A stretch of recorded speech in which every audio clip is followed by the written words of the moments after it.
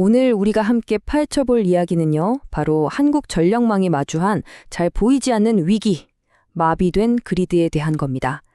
우리가 너무나 당연하게 쓰는 이 전기가 어떻게 멈출 수 있는지 그 문제의 가장 깊은 곳으로 바로 한번 들어가 보겠습니다. 여러분, 전기가 그냥 불 켜는 거라고 생각하면 좀 곤란합니다. 이건 말이죠. 국가 산업의 심장을 뛰게 하는 피, 바로 동맥 같은 거거든요. 그런데 만약에 이 거대한 동맥이 어딘가 꽉 막혀버린다면 과연 어떤 일이 벌어질까요? 자, 첫 번째 파트에서는 이 국가의 생명선, 전기를 둘러싼 우리의 일반적인 생각과 그 뒤에 감춰진 진짜 문제가 뭔지 한번 짚어보겠습니다. 보통 전기가 부족하다고 하면 발전소가 모자란 거 아닌가 하고 생각하기 쉽죠. 근데 한국의 상황은 좀 다릅니다. 사실 발전 설비 자체는 충분하거든요. 네, 바로 이 지점입니다. 이게 모든 이야기의 출발점이에요. 발전소에서 전기를 아무리 많이 만들어내도 그게 우리 집, 우리 공장까지 오지 못하면 아무 소용이 없는 거 아니겠어요? 맞습니다. 한국에서 계속 반복되는 진짜 문제는 발전이 아니에요. 바로 송전. 그러니까 만들어진 전기를 필요한 곳까지 안전하게 배달하는 이 과정에 문제가 있는 겁니다. 여기 이 도표를 보면 명확해지죠. 발전소와 우리 사이를 잇는 이 송전망에 아주 심각한 병목 현상이 생기고 있다는 뜻입니다. 그럼 지금부터 이 송전망의 병목 현상이 도대체 왜, 그리고 어떻게 벌어지고 있는지 그 근본적인 원인을 한번 파헤쳐 보겠습니다. 아주 직접적인 질문부터 던져보죠. 아니, 국가에 이렇게나 필수적인 송전선을 짓는 일이 왜 이렇게까지 어려운 걸까요? 송전선 공사라는 게 수많은 지방조례와 아주 복잡한 행정 절차를 거쳐야 하는데요. 바로 이 과정에서 지금 보시는 이 금개구리 같은 보호종이 발견된다거나 예상치 못한 문화재가 나온다거나 이런 특정 조건이 딱 맞아떨어지는 순간 모든 공사가 그 자리에서 즉시 멈춰버립니다. 자, 여기서부터가 진짜 문제입니다. 이 시스템에 아주 기가 막힌 구조적인 결함이 있어요. 이 비교표가 문제의 핵심을 딱 보여주는데요. 공사를 멈추게 하는 중단은요, 그냥 즉각적이고 자동이에요. 스톱하면 바로 서는 거죠. 그런데 말입니다. 한번 멈춘 걸 다시 시작하기 위한 재개는요? 아무런 기준이 없어요. 언제까지 해야 한다는 기한도 없고요. 누가 책임지고 이걸 풀어야 하는지 그 책임자도 없다는 겁니다. 이 기막힌 비대칭 구조, 이게 바로 문제의 핵심입니다.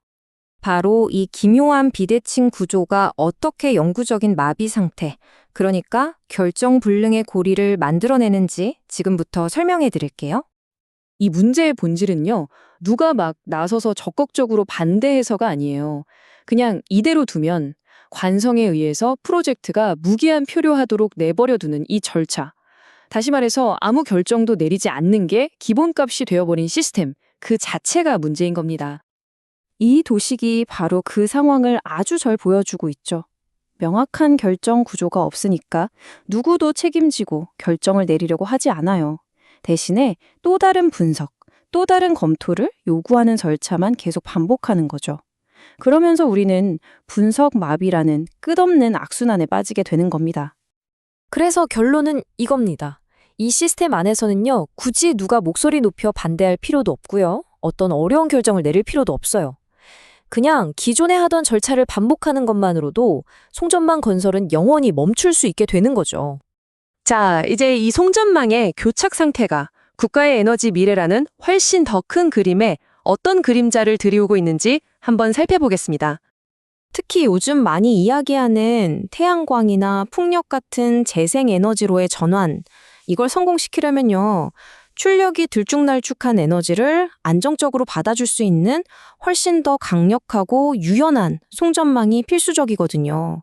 그런데 지금의 시스템은 오히려 이 그리드를 더 약하게 만들고 있는 셈이죠. 여기서 우리는 기저전력이라는 아주 중요한 개념을 꼭 이해해야 합니다.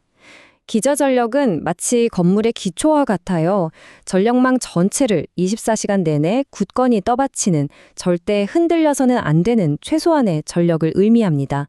이 안정성만큼은 그 어떤 것과도 타협할 수가 없는 거죠. 바로 이 기저전력의 아주 엄격한 안정성 조건 때문에 많은 국가들이 현실적으로 원자력 발전을 그 중심에 두고 에너지 정책을 유지하고 있는 겁니다. 결국 우리는 참 어려운 딜레마에 부딪히게 됩니다. 금개구리로 대표되는 환경 보존, 같은 가치, 분명히 지켜야죠. 중요합니다. 하지만 그렇다고 해서 국가의 동맥인 이 에너지망을 이대로 멈추게 할 수는 없는 노릇 아니겠습니까? 이 마지막 이미지가 보여주는 것처럼 우리는 지금 정말 중요한 선택의 기로에 서 있습니다. 우리의 산업, 우리의 일상, 그리고 우리 다음 세대의 미래가 바로 이 선택에 달려 있다고 해도 과언이 아닐 겁니다. 그렇다면 우리는 과연 어떤 기준으로 이 어려운 선택을 내려야 할까요? 보존의 가치도 지키면서 국가의 심장을 멈추지 않게 할 해법은 대체 무엇일까요? 그 구체적인 판단 기준에 대해서는 다음 분석에서 더 깊이 다뤄보도록 하겠습니다.